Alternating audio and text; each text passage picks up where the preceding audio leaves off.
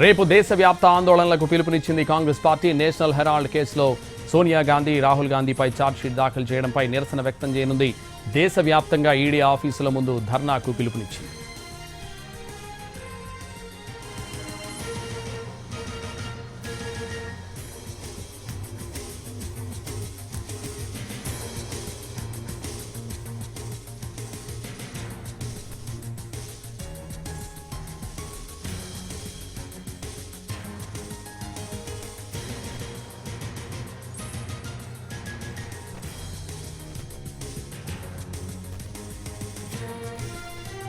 రేపు దేశవ్యాప్త ఆందోళనలకు పిలుపునిచ్చింది కాంగ్రెస్ పార్టీ. నేషనల్ హెరాల్డ్ కేసులో సోనియా గాంధీ, రాహుల్ గాంధీపై ఛార్జ్షీట్ దాఖలు చేయడంపై నిరసన వ్యక్తం చేయనుంది.